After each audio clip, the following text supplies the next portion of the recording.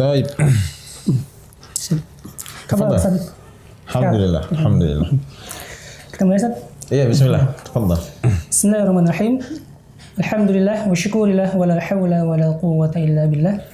Asyhadu an la ilaha illallah wahdahu la syarika lah wa asyhadu anna Muhammadan abduhu wa rasuluhu alladzi la nabiyya wa la rasula ba'dah. Allahumma shalli ala sayyidina Muhammad rabbi shrah li sadri wa yassir li amri wahlul 'uqdatam min lisani yafqahu qawli. Alhamdulillah, sahabat-sahabat pencinta sinyal Islam Indonesia, kita masih bisa diberikan oleh Allah SWT kesempatan sehingga kita masih bisa dipertemukan di kesempatan kali ini untuk menuntut ilmu bersama-sama. Masih tema kita adalah tentang adab menuntut ilmu. Masih bersama guru kita Ustadz Fadil Al-Maki.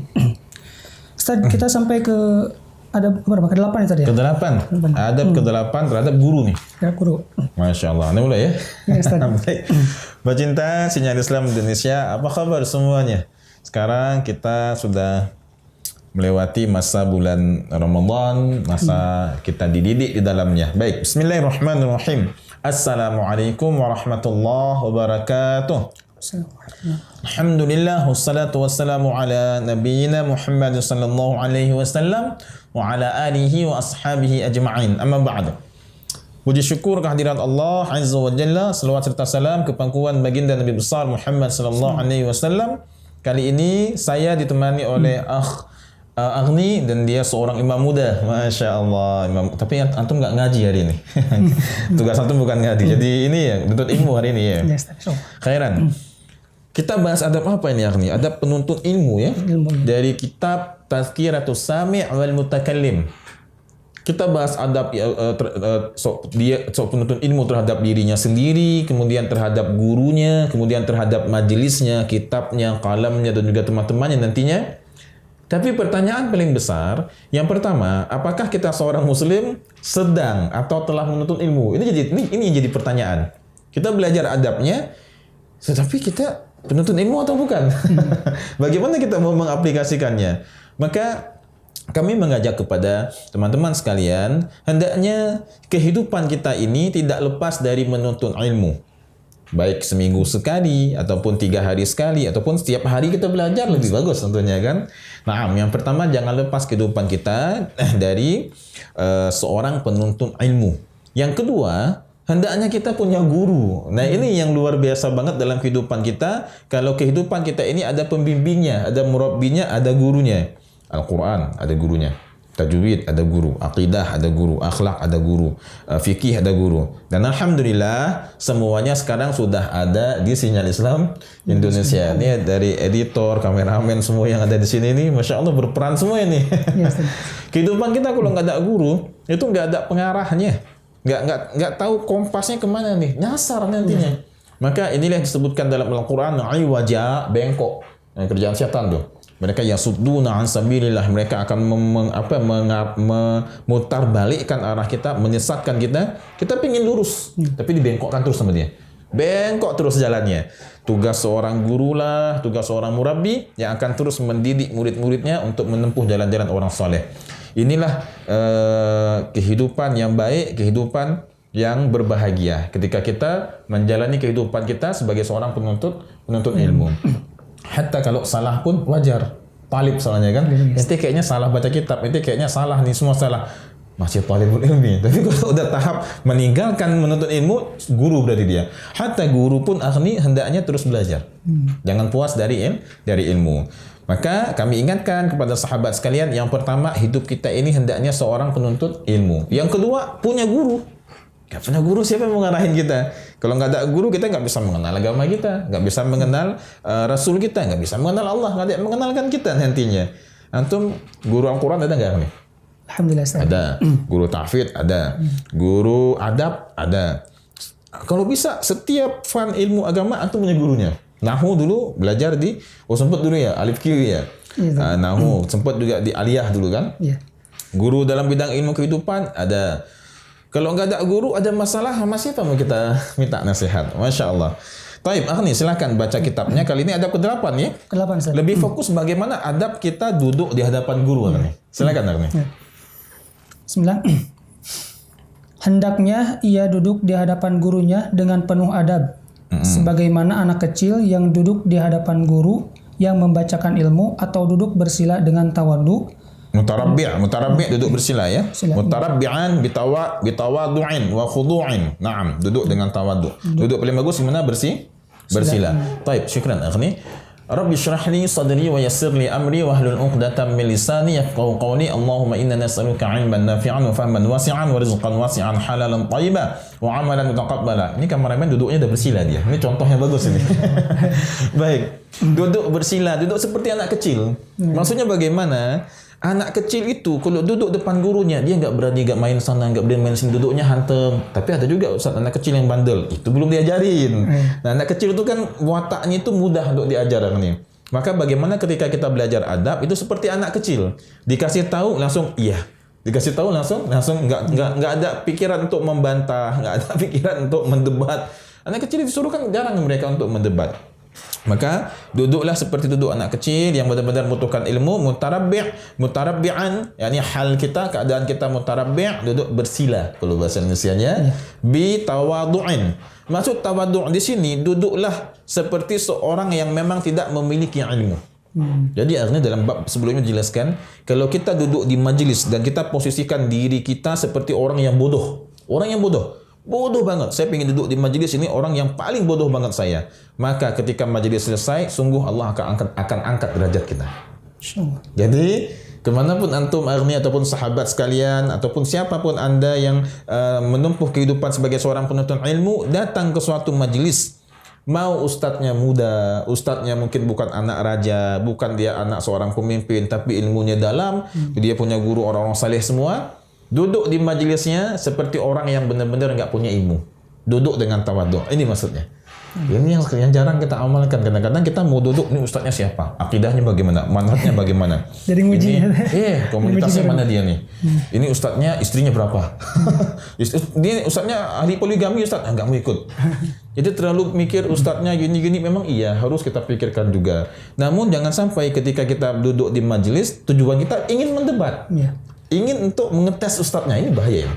Maka duduk dengan bitawadhu'in wa khudu'in wa sukunin wa khusyu'in. Ini enggak jauh beda artinya semuanya. Kemudian dan selanjutnya mendengarkan penjelasan gurunya dalam keadaan menatapnya, menghadap kepadanya dengan sepenuhnya dan mencerna semua ucapannya tanpa membutuhkan pengulangan dari penjelasan gurunya untuk yang kedua kalinya. Muta'attilan biqaulihi bihaitsu la yuhwijuh ila i'adatil kalam maratan thaniyah. Bagaimana penjelasannya? Penjelasannya ketika kita duduk itu fokus duduknya. Ketika kita duduk, kita benar-benar fokus duduk di depan beliau, Masya Allah, sehingga tidak membutuhkan pengulangan kalam, pengulangan penjelasan dari syekh tadi. Orang yang kalau dia duduk di sini, kemudian pikirannya fokus ke masalah, mungkin, aduh ini mau ta'aruf, aduh ini mau ada panggilan ini, panggilan itu nggak akan bisa dia fokus kan? Syekhnya jelasin nggak faham. Jadi duduk dengan khusyuk, dengan khudu', benar-benar serius. Benar-benar menangkap penjelasan dari syekh dan seolah-olah dia baru mendengar penjelasan tersebut pertama kali dari syekhnya. Ustaz, tapi saya pernah dengar ini kisah ini dari 5 orang guru. Syekhnya mengulang lagi. Jangan kita pasang wajah, udah syekh kami udah capek dengarnya, jangan. Tapi tetap dengan Masya Allah. Inilah adab seorang penuntut ilmu. Naam, duduk di depan syekhnya dengan serius, fokus, sehingga syekh tidak mesti mengulang-ulang penjelasan. Lanjut. Kemudian ini ada beberapa penjelasan di sini. Khawatir saya banyak kemakan waktu nantinya ya. Tapi ada satu kisah di sini Arni. Kisah menuntut ilmu di Masjidil Haram. Jadi di Masjidil Haram ada kajian tafsir pada salat subuh, diasuh oleh Syekh Maki Al-Hijazi. Beliau membahas tafsir Jalalain. Satu kesempatan ada seorang talib yang talib tadi duduk di majlis tersebut dalam keadaan galau. Ini real story. Dia galau banget karena keuangannya sedang pas-pasan. Sedangkan saat itu masa ba'da Ramadan, yang biasa talib bisa cari tambahan keuangan lewat umroh, ini nggak bisa. Akhirnya dia duduk di depan majlis Syekh Maki. Maka Syekh Maki pun menjelaskan, oh Masya Allah, talib al-an, penuntut ilmu sekarang duduk di majlis pikirannya nggak tahu kemana. Entah apa yang dikhawatirkan. Harusnya dia fokus ke ilmu karena seorang penuntut ilmu itu orang yang diangkat derajat oleh Allah dan pasti masalah-masalahnya akan diselesaikan oleh Allah. Jadi Syekh Maki menjelaskan kalau duduk di depan ilmu itu fokus saja dulu, jangan pikirin masalah, jangan terlalu fokus pada masalah kehidupan kita, fokus pada ilmu. Yakin aja masalah kita akan diselesaikan oleh Allah. Wah, Masya Allah, selepas kajiannya nggak lama, paling 45 menit, kemudian 15 menit Sunan Tirmizi. Selepas kajian, Syekh membagi-bagikan uang kepada orang yang hadir saat itu. Karena ada muhsinin biasa suka ngasih. Seingat Ana dari si pelakunya itu kalau nggak salah bukan 25, hampir 40 rial kalau nggak salah. Itu kalau uang kita lebih 100 ribu tuh. Ya. Akhirnya dibagikanlah uang kepada semua yang hadir saja tuh. Dibagikan uang, dia kaget. Masya Allah, baru aja dia galau masalah keuangannya, tiba-tiba Syekh membagikan uang. Saat itu dia bertekad, kalau ada majelis ilmu, saya akan fokus. Saya akan benar-benar mencurahkan pikiran saya ke majelis ilmu tersebut. Masalah tinggalkan dulu yang lain. Ana sendiri ini menikah saat sedang masih belajar di Mekah. Karena belum ngurus visa istri, jadinya istri Ana bolak-balik berangkat ke Mekah. Satu kesempatan Syekh nanya ke Ana, Fadil, ente kalau lagi istri sedang pulang ke Indonesia, nggak kangen gitu? Kangen sih Syekh, Ana bilang. Terus gimana? Apa kamu sering komunikasi sama istri gini gitu? Ini masalahnya Syekh. Saya kalau udah masuk ke kelas, buka kitab, itu merasa jomblo aja. Jadi nggak terlalu galau, nggak terlalu stres gitu. Anda bilang ke Syekh, kalau lagi di kelas, atau di majelis ilmu, ya lagi buka kitab, fokus ke ilmu aja. Saya merasa jomblo Syekh.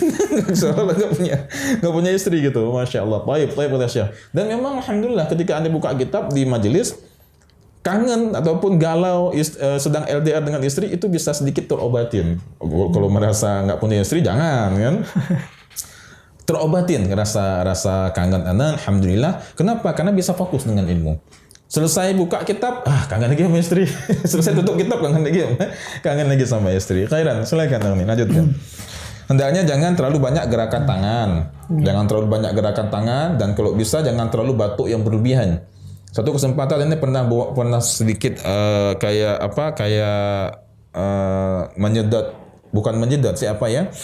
menghirup udara secara berlebihan seperti ini ya, seperti itu. Kebetulan lagi pilek, jadi Anda coba sedikit menghirup udara.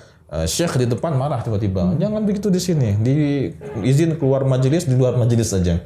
Ternyata hal-hal yang kita anggap sepele seperti terlalu banyak gerakan tangan, terlalu banyak mengalihkan pandangan, kemudian terlalu banyak memain-mainkan lengan baju, dan juga ada sebagian yang ketika Syekh menjelaskan dia coba gambar-gambar di lantai, ataupun di sajadahnya entah apa ditulis, entah love, entah apa gitu. Ini nggak bagus.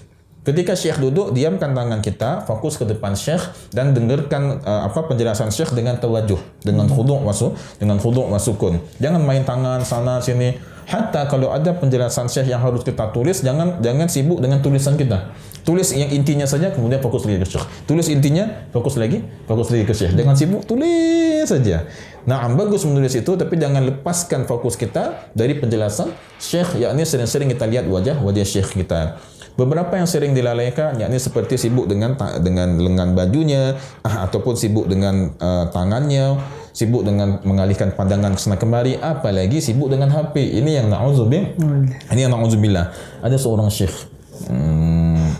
saya nggak sebut namanya, beliau alumni Salatiyah juga, belajar di Mekah, kemudian belajar di Mesir. Di majelis beliau paling tegas, nggak boleh nyala HP. Di majelis beliau pernah sekali beliau diundang ke salah satu daerah di Indonesia, pertemuan ulama. Saat di pertemuan ulama itu ada kiai yang lagi pegang HP dan nelpon, sedangkan beliau sedang berbicara. Marah beliau. Yang saat itu ya sesama ulama itu. Sama ulama, tapi beliau marah banget sampai ya terjadi sedikit miskomunikasi. Kemudian komunitas para ulama di daerah tersebut pun minta maaf ke beliau, dan beliau juga akhirnya memaafkan, dan beliau menasihatin lagi majelis ilmu, matikan HP. Kalau orang main sepak bola, main futsal bisa nggak pakai HP, kenapa di majelis ilmu pakai HP? Nah, sehingga duduk di depan Syekh benar-benar dengan fokus, khudu' dan tawajuh serta tawadhu'. Silakan lanjutkan nih. Yang ini. Atau ini boleh, tafadhal.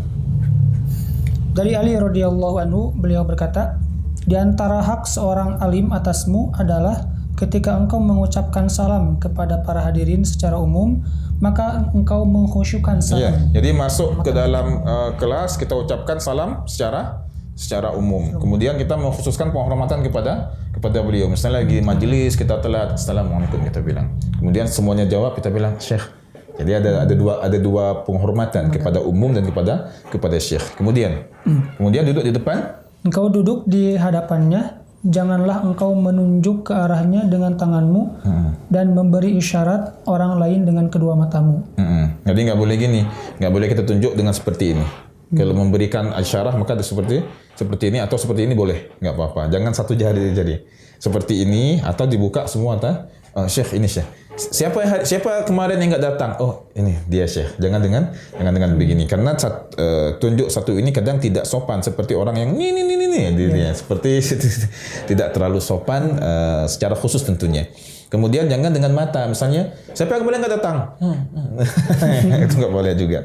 Kemudian wala taqulanna, dan janganlah engkau mengatakan bahwa fulan berpendapat beda dengannya. Begini, syekh menjelaskan hukum wudhu begini. Kita bilang, syekh, afwan, ada apa? Syekh, saya dengar pendapat syekh dari sono nggak begini. Itu jangan. Saya dengar kata Ustadz Fulan nggak begini. Itu jangan. Jangan seperti itu. Jangan langsung bantah, syekh, iya, ini kayaknya beda deh sama yang dibilang sama Ustadz sono. Jangan gitu.